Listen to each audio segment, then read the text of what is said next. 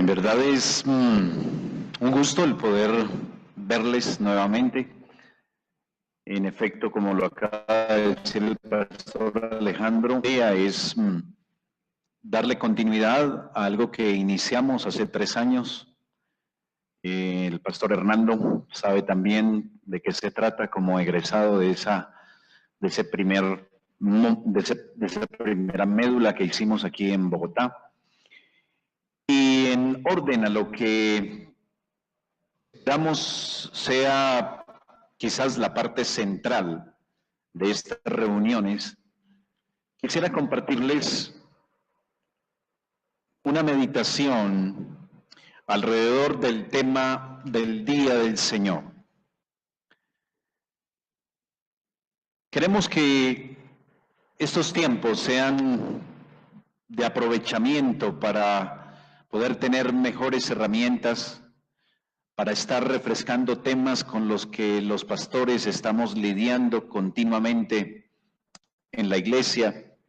Así que considero que uno de esos temas que están siempre vigentes en la vida de la iglesia local es el Día del Señor.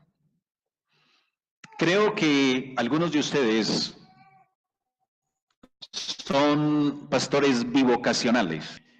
Eso implica que conocen de primera mano, y todos algún día fuimos empleados, conocen de primera mano que la mayoría del tiempo que se utiliza en el desempeño de las diferentes profesiones u oficios, estamos inmersos en un sistema con principios y valores del reino de Dios. El mundo deliberadamente atenta contra todos los mandamientos de la ley moral de Dios, pero puntualmente quiero referirme a cómo el mundo quiere cada vez más abolir el cuarto mandamiento de la ley moral de Dios. La sociedad moderna, con su estilo de vida, pone cada vez una mayor presión sobre el creyente de nuestras iglesias. Quiere que el domingo pueda guardarlo de una manera para la gloria de Dios. Son quizás inexistentes o mínimas las profesiones y oficios que están calculadas para ayudar las almas a pensar en Dios. Si hablamos de los negocios, del comercio, si hablamos de empresa, cualquier tipo de oficio o profesión, insisto, no está direccionado con el propósito de que conozcamos más a Dios, de que vivamos mayormente pensando en las cosas eternas. Se agota pasión, y aunque el creyente busca en ellas glorificar a Dios, no constituyen el medio de gracia puntual y necesario para el crecimiento espiritual de un creyente. ¿Estamos de acuerdo con eso? El mundo sabemos que de diferentes maneras, formas, ocasiones, inflige sobre el alma del creyente nuevos valores morales. Así que en ese entorno y en ese ambiente laboral, nuestros hermanos de la iglesia van perdiendo esa sensibilidad por el cuarto mandamiento, por guardar un día dedicado en su totalidad a Dios. Así que, hermanos, creo que debemos remarcar cuán importante es el Día del Señor en nuestras iglesias. Remarcar cómo el Día del Señor nos recuerda quién es Dios y nuestra relación con Él. Cómo el Día del Señor nos mantiene unidos a Dios para nutrición, crecimiento y sanidad de nuestras almas. Cómo el día del Señor nos prepara para la eternidad. Cómo el día del Señor nos ayuda a combatir la confianza que tenemos en las cosas temporales. Cómo el día del Señor es un día de revelación divina para cada creyente. Con esta introducción o con esto en mente, quisiera dividir mi exposición en dos partes. Perdone que le corrija, hermano Alejandro, pero tal vez no va a ser una pequeña meditación. En primer lugar, voy a referirme a la posición, por decirlo de esa manera, que tiene el día del Señor dentro del decálogo, dentro de la ley moral de Dios. Y en segundo lugar, vamos a hablar de por qué es urgente estar remarcando en la conciencia, en las almas de nuestros hermanos, este mandamiento. Bien, hablando de la ley moral, debemos entender, hermanos, que esa ley moral, que son los 10 mandamientos, son un código universal de ética.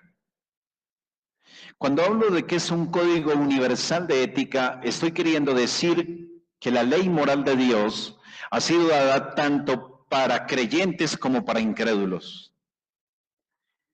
La ley moral de Dios es para todos los seres humanos. Así que todos somos responsables de cumplir la ley moral. Por lo general hacemos una diferencia entre los principios morales que el hombre común ha establecido y reconoce y por aquellos que provienen de las Sagradas Escrituras. Se supone entonces que los incrédulos tienen su código de ética y los creyentes tenemos nuestro código de ética. Para ellos es lo que en su mediana expresión de la imagen que Dios les participó, pueden advertir por sus conciencias que algo es bueno o es malo. Ese sería su código de ética. Y para nosotros el código de ética, por supuesto, está en las Sagradas Escrituras. Pero no hay sino un solo código ético. Insisto, frente a ese código, todos los seres humanos somos moralmente responsables, sea que confesemos nuestra fe en Dios o sea que no lo hagamos. Así que no hay distinción, no hay excepción alguna. Todo ser humano está constreñido por la autoridad divina para guardar la ley moral de Dios. Dicha ley universal se define como la ley moral de Dios. ¿Por qué? Porque expresa realmente cómo el hombre no es un animal, sino es un ser moral, es una persona. En ese sentido hablamos de ley moral también. Pero la ley, ¿cuándo fue impartida? Preguntémonos. ¿Cuándo fue impartida esa ley moral? Fácilmente usted y yo pudiéramos pensar en el tiempo de Moisés. Pudiéramos pensar en el Sinaí, pudiéramos asociar la ley como el momento en que Dios imparte la ley moral a los hombres. Pero realmente el decálogo no fue impartido en el monte Sinaí. Tenemos que considerar la historia de la humanidad y la historia de la ley moral que van juntas, es decir, que sus inicios son los mismos. La ley moral en sus inicios se remonta a la acción del hombre. Recordemos unos textos que usted y yo ya hemos leído en algunas ocasiones, especialmente Eclesiastés, capítulo 7 y el versículo 29. Recordemos este texto que nos sirve de plataforma para enriquecer este punto. Eclesiastés, capítulo 7, el versículo 29. Si alguno lo quiere leer, por favor.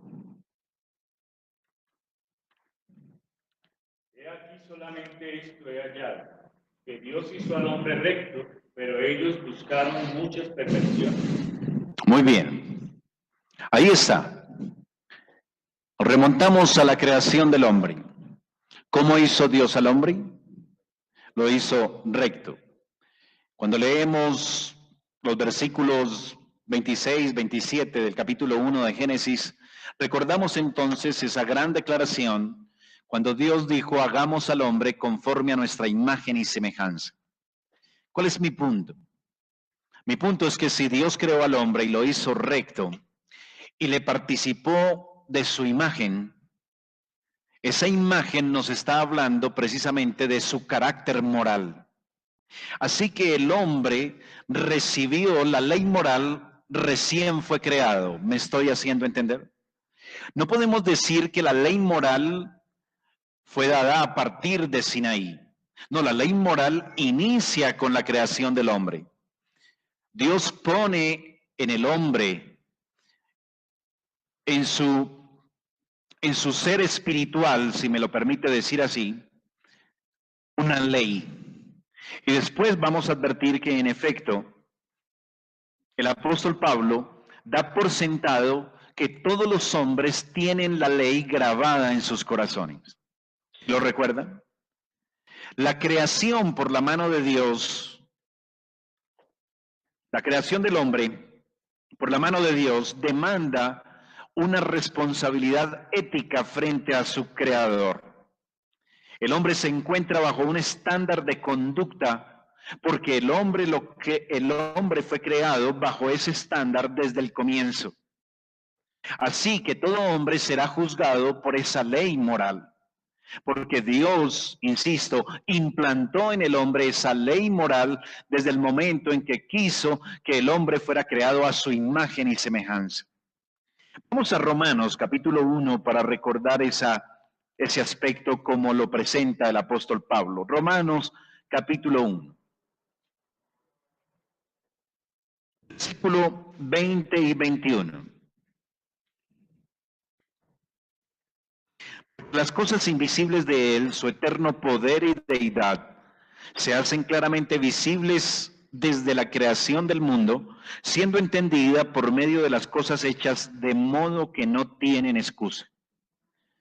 Habiendo conocido a Dios, no le glorificaron como a Dios, ni le dieron gracias, sino que se envanecieron en sus razonamientos y su necio corazón fue entenebrecido.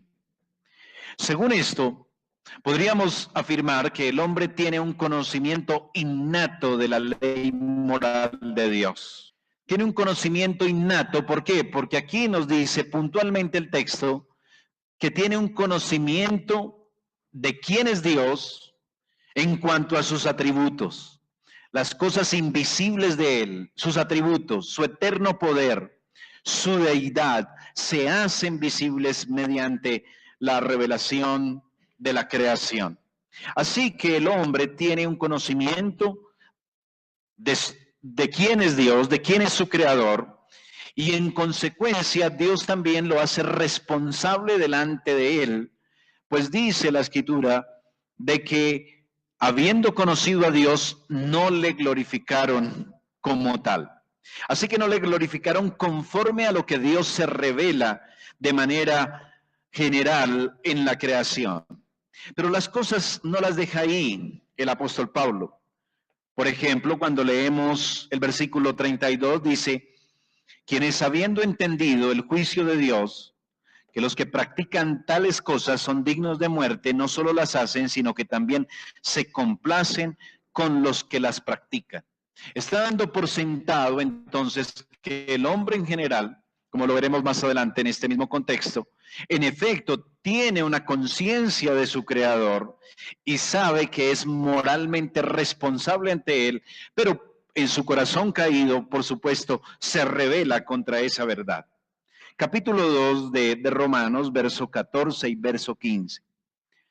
Porque cuando los gentiles, sabemos quiénes son ellos, que no tienen ley en el sentido de que no se han acercado a esa ley escrita de la palabra de Dios. Los que no tienen ley hacen por naturaleza lo que es de la ley, hacen por naturaleza lo que es de la ley. Estos, aunque no tengan ley, son ley para sí mismos, mostrando la obra de la ley escrita en sus corazones, dando testimonio su conciencia y acusándoles o defendiéndoles sus razonamientos. Según estos dos versos, podemos inferir que con mayor claridad se nos está mostrando que Dios escribió la ley en el corazón de Adán. Y que toda la generación, todos los hombres entonces, todo ser humano, tiene una ley que es determinante para su conducta delante de Dios. Así que eso es ley para sí mismo. La ley está escrita en su corazón. Obviamente esa ley fue entenebrecida, velada por el pecado, por la caída. ¿Hasta ahí estamos de acuerdo? Pero la ley sigue allí. Hay una ley que es propia de la naturaleza humana. Toda persona por creación es responsable entonces moralmente delante de Dios de obedecer ese código moral que su creador quiso poner allí en él desde el momento en que decidió crearlo a su imagen y semejanza. Ahora bien, después de haber advertido que la ley como tal está unida a la creación del hombre y que por eso hablamos de que es un código de ética universal, esa ley moral debe ser entonces dada por Dios de una manera resumida y también explícita. Así que cuando el hombre cae y queda totalmente entenebrecida su conciencia, ahora Dios en su gracia no deja la ley oscura allí, sino que la entrega, la da, la revela. Y es cuando Dios publica la ley moral, es cuando la ley moral, entonces, por decirlo así, sale a flote de una manera explícita. Algunos insisten en que la ley moral es algo abstracto, impreciso e indeterminado. Algunos insisten que Dios nunca dictó de manera explícita en la creación la ley, pero ignoran que el hombre, leíamos en Eclesiastés que fue creado como recto, que el hombre fue hecho a la imagen de Dios, que la imagen de Dios fue participada al hombre y en consecuencia ese código ético estaba en el hombre. Para alumbrar un poco este punto, volvemos a la afirmación que Pablo hace en Romanos en cuanto a que esa ley fue escrita en el corazón de los hombres por Dios mismo. Sí, fue escrita. Y eso nos está sugiriendo la idea que fue algo concreto y específico. Así que debemos advertir claramente las implicaciones de lo que nos está diciendo aquí el apóstol Pablo en esos versículos que leíamos hace un rato. Ahora pasemos, por favor, al capítulo 3.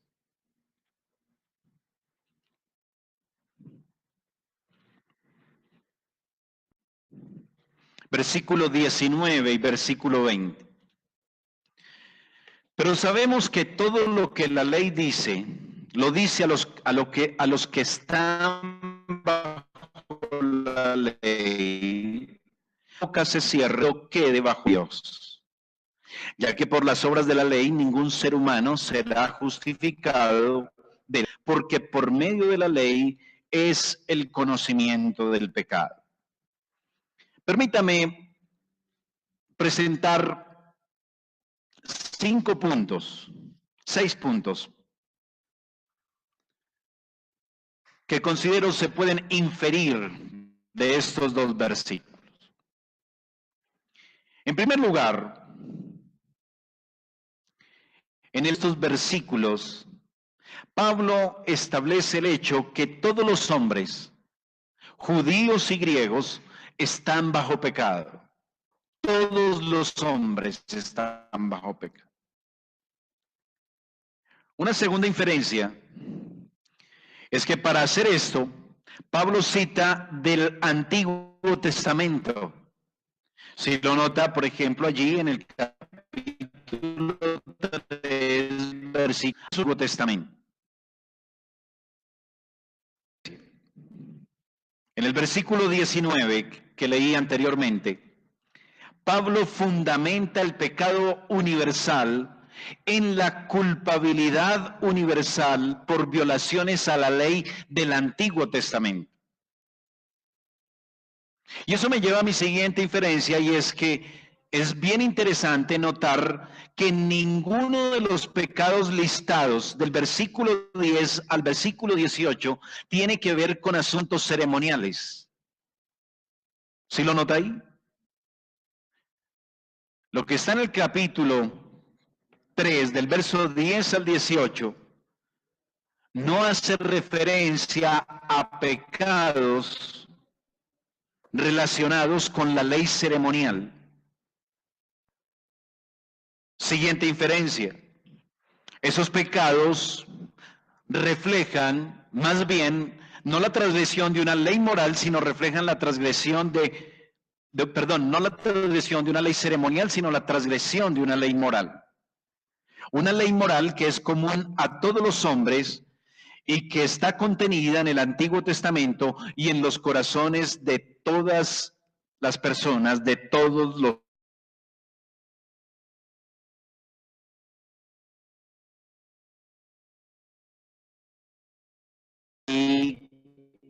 común, hombres, creyentes e incrédulos, es el decálogo, es la ley moral de Dios, es la ley, otra vez, que Dios estableció como norma de ética en el hombre cuando fue creado.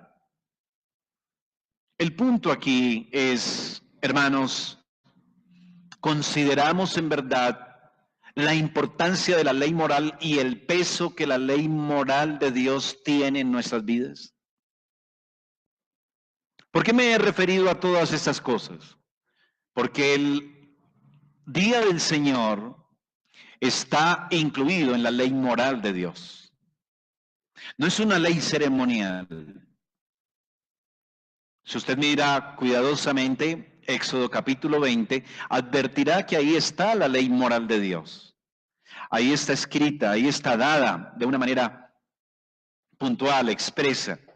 Así que, hermano, ¿qué tanto nosotros hemos enseñado a la iglesia que la ley moral de Dios es en verdad una guía infalible para saber cómo debemos conducirnos para responder delante de Él de una manera correcta, conforme a la demanda que Dios hace a todos los hombres respecto a conducirse según una ética que Dios mismo ha dado? El asunto de los 10 mandamientos, entonces, en ese orden de ideas, lo que quiero dejar en sus conciencias es que no es algo liviano. Es algo que nace desde el puro principio de la creación del hombre. Y así debemos entonces asimilarlo nosotros y así debemos enseñarlo, así debemos compartirlo con nuestros hermanos en la iglesia. ¿Hasta aquí me comunico? Vamos a repasar, pero ahí sí muy brevemente, muy panorámicamente, el contenido de la primera tabla de la ley moral de Dios. Vamos a Éxodo capítulo 20. Yo sé que algunos de ustedes los saben de memoria.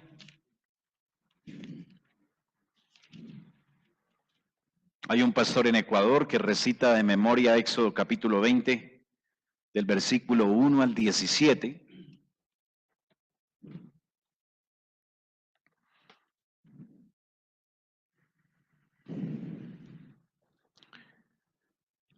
Entonces, la primera tabla sabemos que consta de los 4 primeros mandamientos, ¿de acuerdo?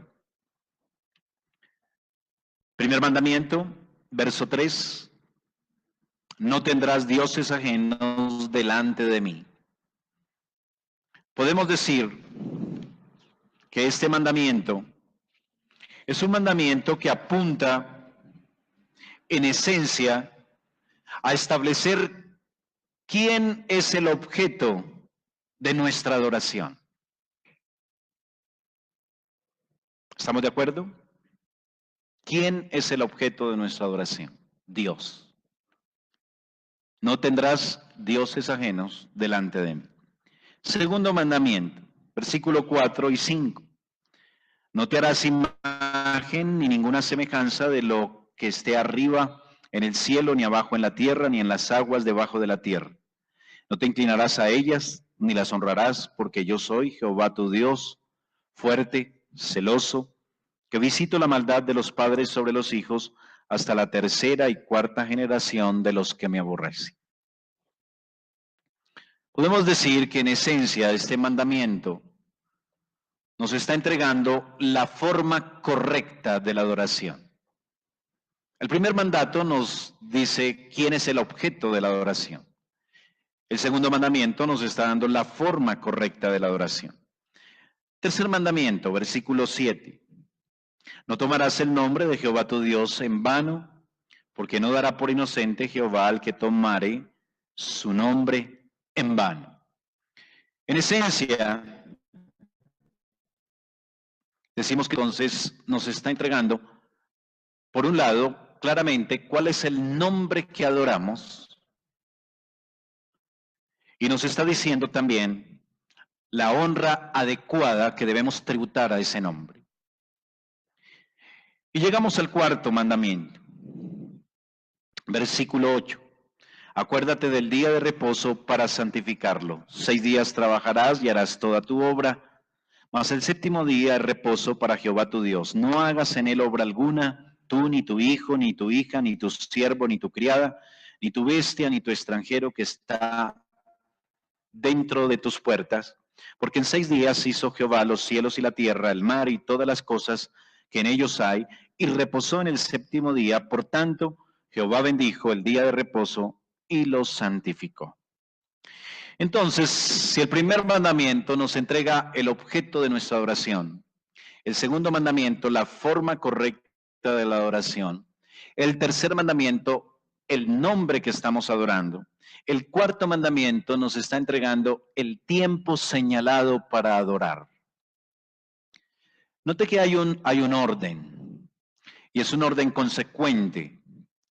Algunos pretenden tachar el cuarto mandamiento de la ley moral, y creo que quedaría entonces incompleto este bosquejo que la misma ley moral nos da acerca de la adoración a Dios, el objeto de la adoración, la forma correcta de la adoración, el nombre que adoramos y la forma como lo hacemos, y por último, el tiempo señalado para orar, para adorar al Señor. Así que hasta aquí, a manera de conclusión, podemos decir en primer lugar que claramente la ley moral tiene una vigencia perpetua. Fue dada desde la creación y seguirá vigente hasta que exista y haya del último hombre que exista sobre la tierra. Que esa ley moral ha sido publicada de una manera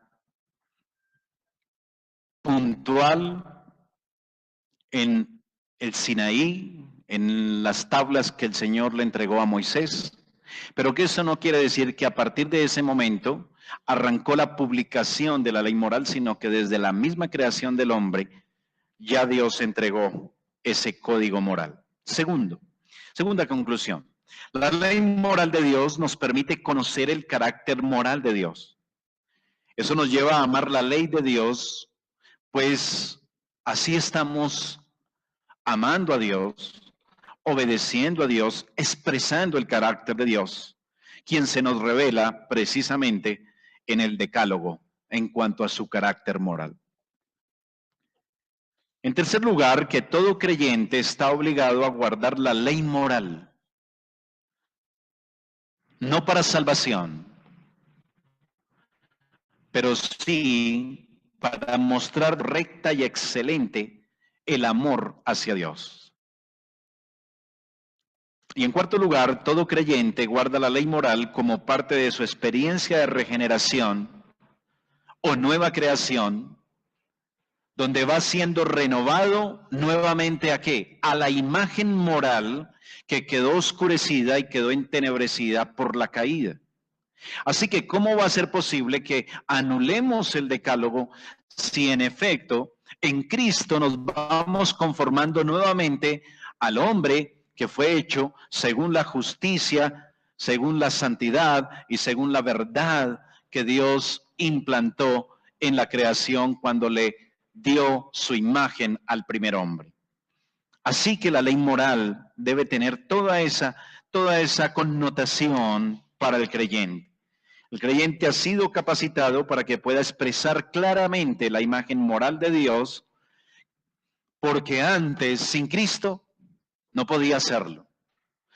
Pero ahora en Cristo, será la ley. Ahora en Cristo, bajo su gracia, podemos empezar a expresarlo como parte de nuestra conformación a la imagen de Cristo.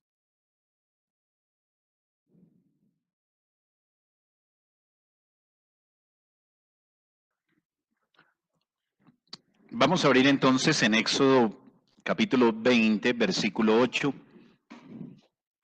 Dice el texto: acuérdate del día de reposo para santificarlo. En esta segunda parte, como dije anteriormente, quisiera remarcar cuán importante es enfatizar en nuestra iglesia, estar recordando, estar refrescando en el alma de nuestros hermanos este mandamiento. Quisiera llevarles en primera instancia a meditar en la expresión que tenemos aquí en nuestra versión Reina Valera: acuérdate.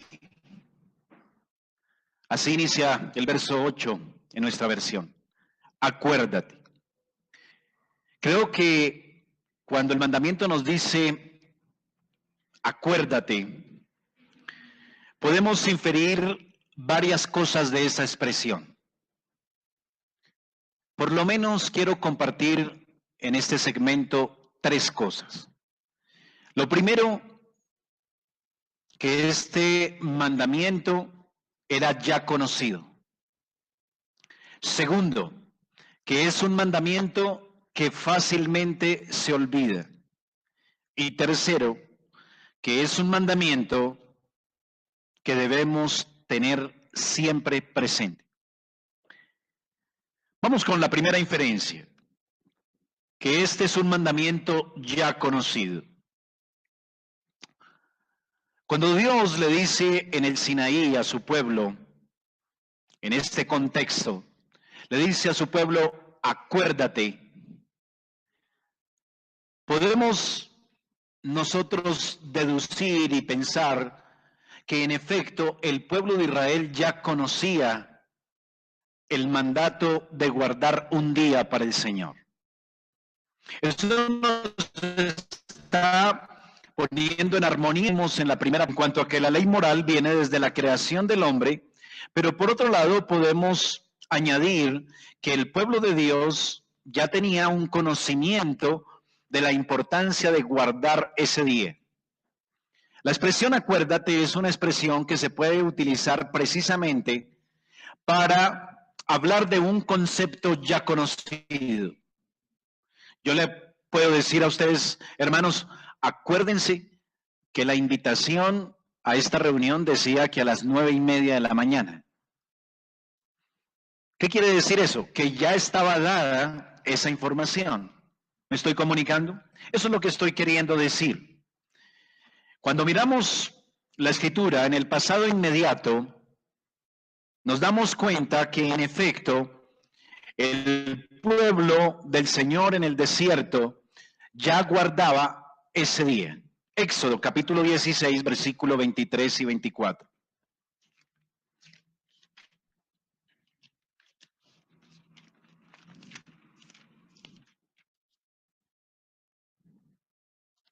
Y él les dijo: esto es lo que os ha dicho Jehová.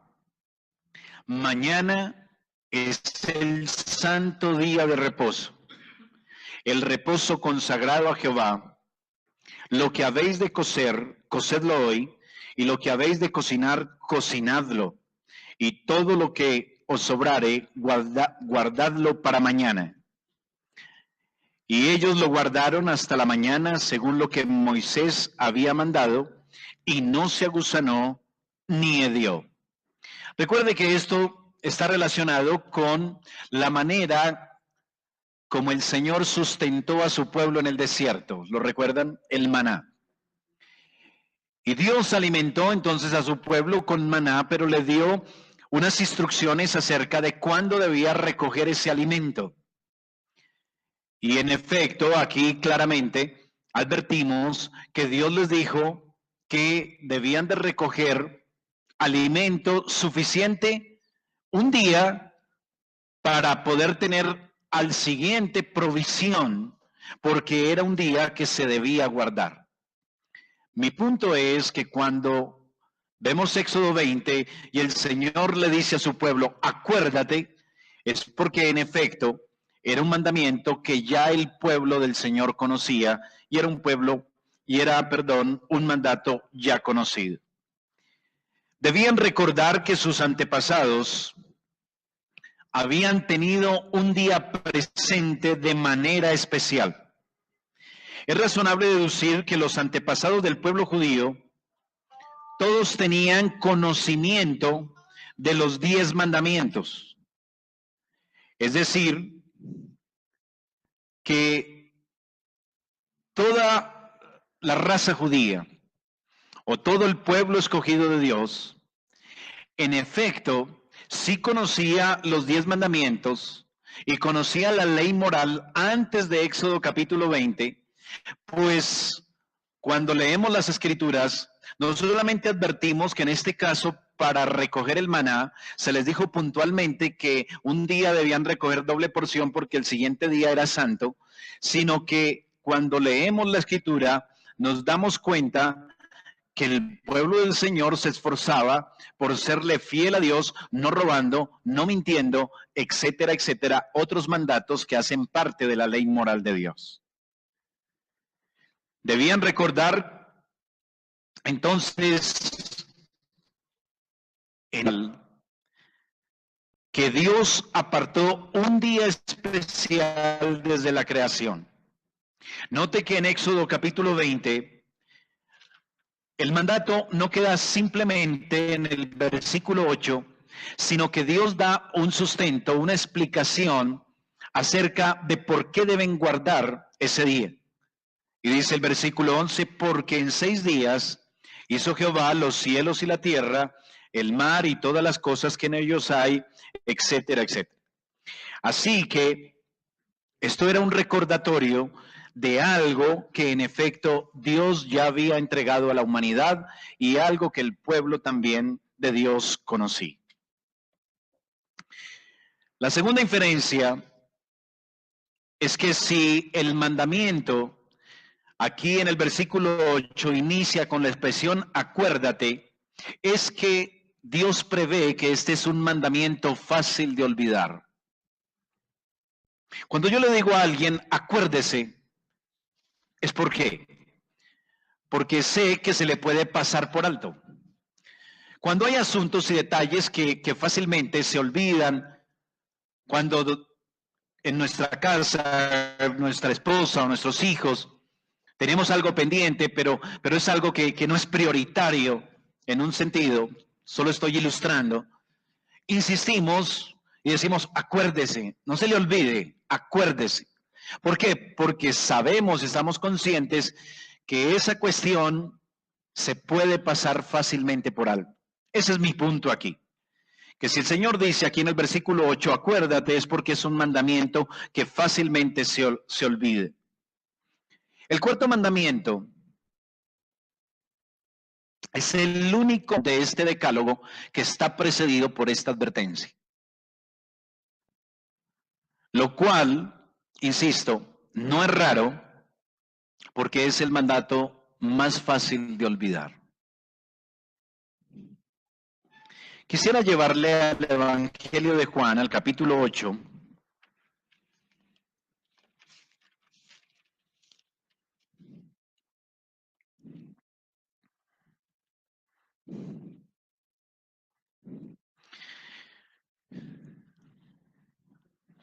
Capítulo 8, versículo 9.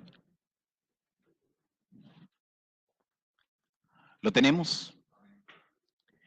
Pero ellos al oír esto, acusados por su conciencia, salían uno a uno, comenzando desde los más viejos hasta los postreros, y quedó solo Jesús y la mujer que estaba en medio. Recordamos entonces el episodio, ¿cierto, hermanos? La mujer que fue prendida en adulterio y que iba a ser apedreada.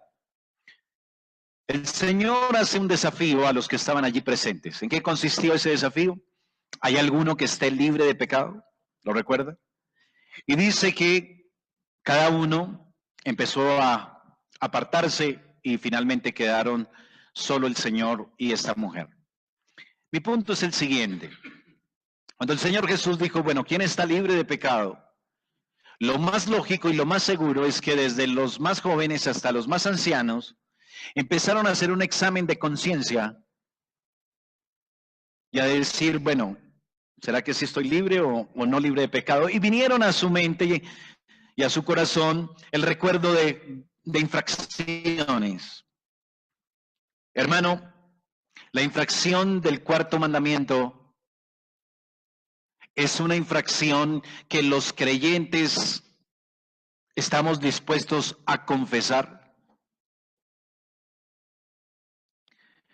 Si usted está en un grupo familiar de oración, si usted está en la iglesia, en un culto público de oración, y le pide a uno de sus hermanos que haga y dirija una oración penitente, ¿puede usted contar qué clase de pecados confiesa?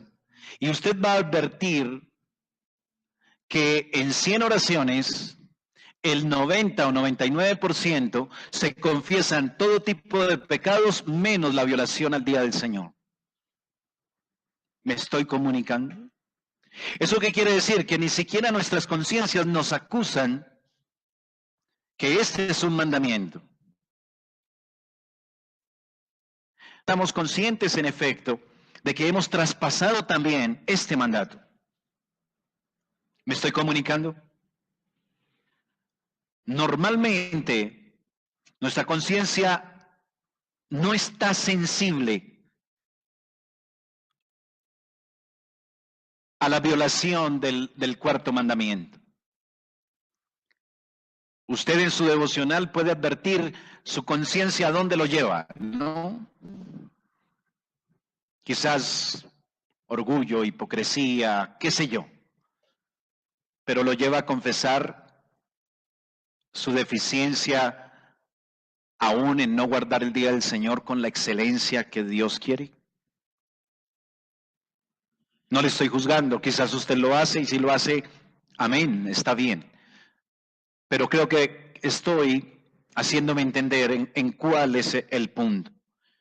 Los pecados más, los mandamientos y las transgresiones más sensibles a nuestra conciencia tienen que ver con muchos aspectos de la ley moral de Dios, pero se olvida muy fácilmente la transgresión al cuarto mandamiento. Así que si el Señor inicia aquí diciéndonos, acuérdate del día, es porque fácilmente es un mandamiento que se olvide. Mi tercera inferencia, a la luz de este verso 8, es que en consecuencia entonces este es un mandamiento que el creyente debe esforzarse por tenerlo siempre presente. Si fácilmente se olvida, pues obviamente debemos esforzarnos doblemente porque no lo olvidemos. Debemos tener siempre presente este mandamiento. El mandamiento nos está ordenando la necesidad de recordar siempre esta manera de obedecerle, de serle fiel. Debemos esforzarnos en tener en nuestra conciencia, en nuestro corazón, presente este mandamiento para llevar vidas consecuentes con nuestra fe, con nuestro temor de Dios y nuestra confesión que Dios es nuestro Señor. Y que si Él es el Señor y nos manda a guardar un día, pues yo debo andar consecuente y esforzarme en esto. Así que debo esforzarme a fondo para recordar, para traer a mi corazón, a mi mente, a mi alma, el cuarto mandamiento, porque es el que más fácil se olvida. Por eso el texto nos dice, acuérdate. Santiago capítulo 4, versículo 25.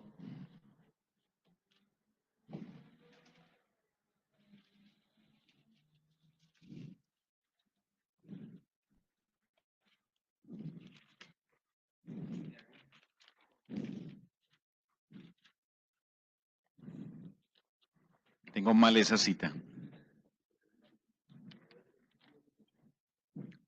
Se la quedo viendo porque no corresponde, ¿cierto?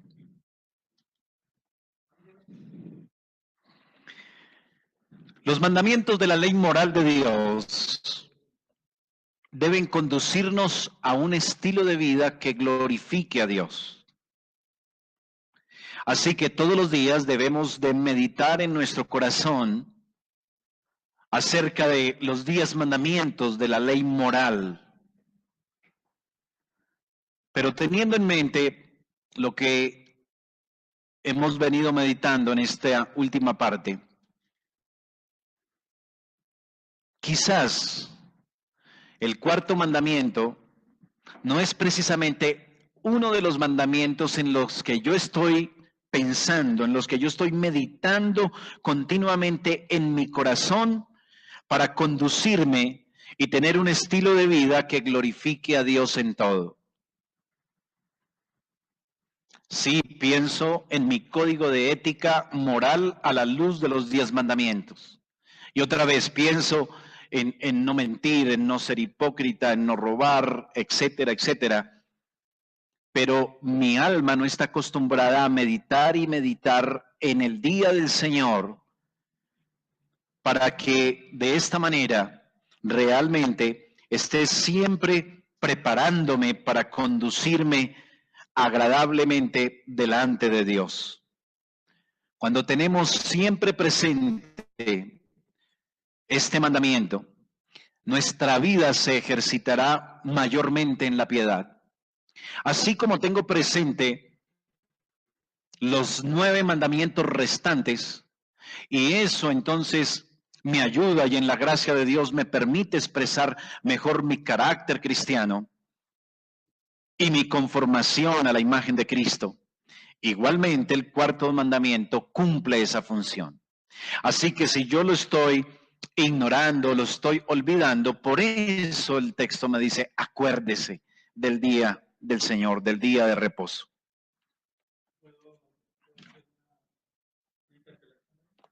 Siga, hermano, adelante. Estaba pensando en esto también, tendríamos que ir un poco más allá en este sentido. No solamente sería este día de reposo, como asistir a la iglesia y tener esa comunión con el Señor dentro de la comunidad de los santos, sino también cuál es la disposición de mi corazón ese día de verdaderamente tener esa comunión que Dios demanda de su Hijo, ¿no? Ese día escogido para esa comunión. Pienso que son las dos cosas, no solamente asistir, sino tener esa disposición de tener verdaderamente un día de comunión.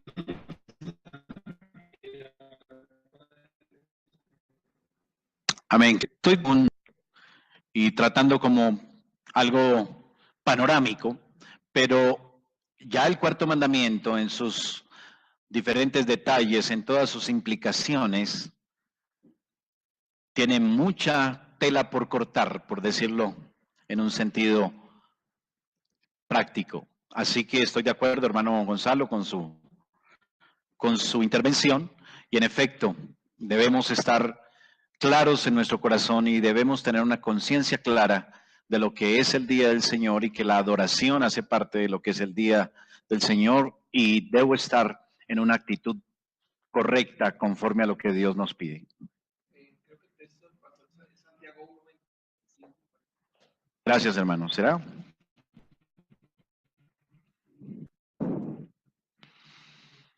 Mas el que mira atentamente en la perfecta ley de la libertad y persevera en ella, no siendo oidor olvidadizo, sino hacedor de la obra, este será bienaventurado en lo que hace.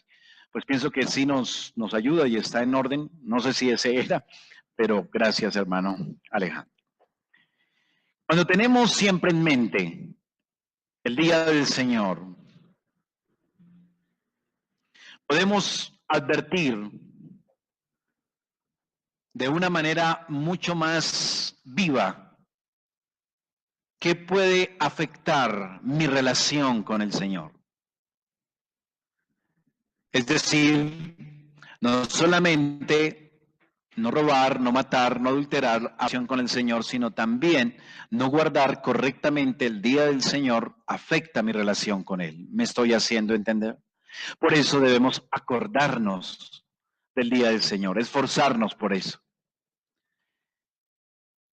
Cuando tenemos en mente el día del Señor, así como pensamos en todos los 9 mandamientos restantes, continuamente, constantemente, para andar en ellos, implicaría que si incluyo con la misma fuerza y con el mismo peso el 4º mandamiento, implicaría que estoy pensando en el día del Señor. El martes igual, el miércoles también, el jueves, el viernes, y eso me permitiría estar lo mejor preparado para tener la expectativa y la disposición que debo tener para guardar el día del Señor. ¿Me estoy comunicando? Por eso, acuérdate del Señor. ¿Cuál es nuestra actitud, o mejor, cuál es nuestra rutina el día sábado? Es una rutina que está determinada porque el día siguiente es el día del Señor. Pero si ese es un mandamiento que fácilmente se olvida y no me esfuerzo en tenerlo siempre presente, pues yo voy a llegar al sábado sin pensar en el día del Señor. Y obviamente voy a vivir el sábado en una rutina normal que no me ayuda mucho para prepararme para el día del Señor. No me ayuda mucho en asuntos muy prácticos. No solamente estamos hablando de cosas súper espirituales que también están incluidas, sino cosas muy prácticas. Si yo no estoy pensando todos los días en el mandato del día del Señor, entonces llego el sábado y me quedo haciendo vida social o haciendo vida familiar hasta las 11, 12 de la noche, y al otro día estoy cansado para el día del Señor, estoy durmiéndome o mis hijos están cabeceando mientras que el pastor está predicando. Entonces note que por eso hay que acordarnos del día del Señor, no solamente el domingo, sino como todos los mandamientos. ¿Cada cuánto usted se recuerda de los 9 mandamientos restantes? Todos los días, a todo momento. De esa misma manera, el día del Señor debe estar ahí, en el centro de nuestra atención, igual que los 9 mandamientos restantes. Así que, hermanos, debemos tener en cuenta el 4º mandamiento hace parte del código moral y ético que Dios nos ha dado a todos por causa de ser criaturas morales responsables que hemos sido hechas a imagen y semejanza de Dios. En segundo lugar, recordemos que Dios insiste en que no pasemos por alto, en que no subestimemos, en que no tomemos livianamente este mandamiento, y por eso nos dice ahí en el versículo 8, acuérdate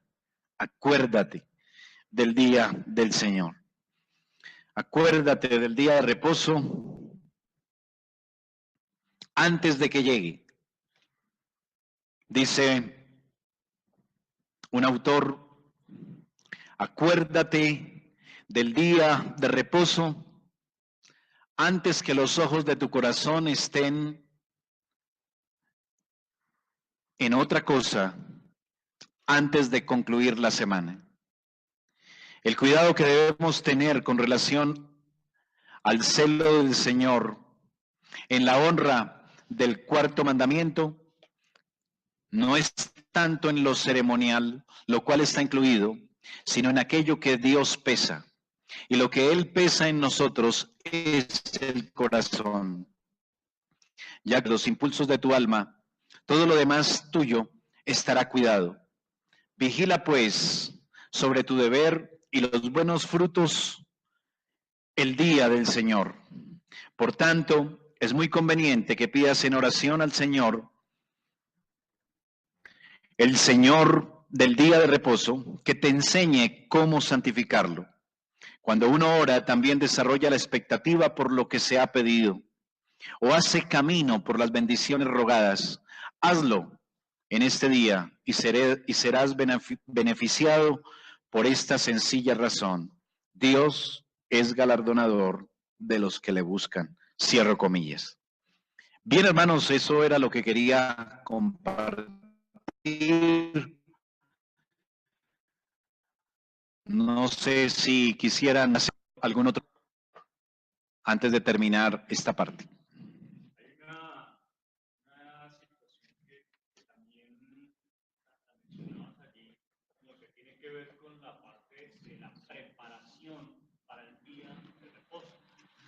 Y es que generalmente creemos que de pronto guardar el día de reposo se implica solamente ir a la iglesia y quedarme ahí todo el día. Tengo en la iglesia una familia que asistía antes a la iglesia del séptimo día, ¿sí? Y me dicen que ellos llegaban allá el sábado, se reunían allí, por la mañana tenían el mensaje y después del mediodía se quedaban todos sentados sin hacer nada. Los únicos que se reunían a hacer algo era el pastor y los líderes. De resto, todos los demás miembros estaban ahí mirando las caras, guardando el día de reposo hasta las 5 de la tarde. Si nosotros estamos preparándonos para esto, debemos tener presente que ¿qué vamos a hacer?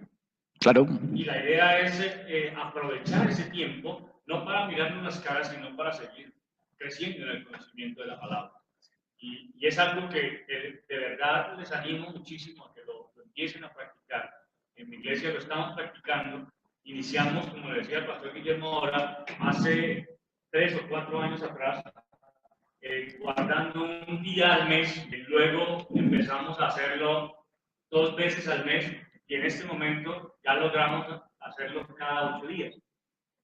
Todos los domingos los hermanos nos reunimos, tenemos el servicio, almorzamos juntos y nos vamos a estudiar las escrituras, a escuchar las preguntas que ellos tengan, a contestarlas bíblicamente, y de esa manera estamos guardando el día de reposo. Para algunos ha sido difícil. Claro. ¿Sí? Ha sido muy complicado, porque algunos dicen, no, pero es que yo tengo cosas que hacer.